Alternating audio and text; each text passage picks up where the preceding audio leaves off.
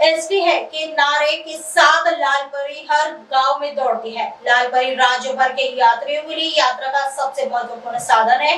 पिछले कई सालों से एसटी बेड़े में नई बसें शामिल नहीं की गई थी, लेकिन अब राज्य परिवहन निगम ने 3000 नई बसें खरीदी है। आषाढ़ी वारी के दौरान भक्त इन नई बसों में यात्रा कर सकेंगे। राज्य भर से वारी के लिए 2000 बसें चलेगी। इससे वारकरों की एसटी यात्रा सुखद होगी। 9 साल के इंतजार के बाद महाराष्ट्र राज्य परिवहन निगम के बेड़े में एक नई लाल परी शामिल हो रही है। इसलिए इस साल की आषाढ़ी वारी के दौरान पुणे सहित राज्य के कोने-कोने से प्यारे पांडुरंग के दर्शन करने जाने वाले भक्त नई लाल परी की सुखद यात्रा का अनुभव कर सकेंगे। कुछ साल पहले आषाढ़ी वारी और दिवाली से पहले एसटी बेड़े में नई बसें शामिल हो रही थी।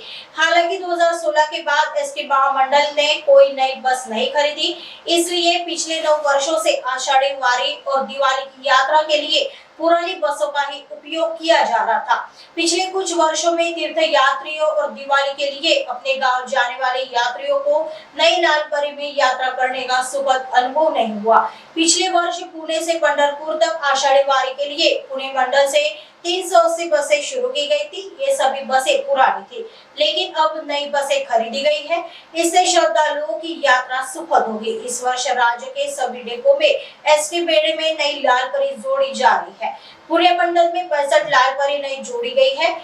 अगले महीने भी इतनी ही बसें जोड़ी जाएगी। अब तक निगम के बेड़े में 1500 बसें जोड़ी जा चुकी है। साथ ही अगले महीने 1000 बसें और जोड़ी जाएगी।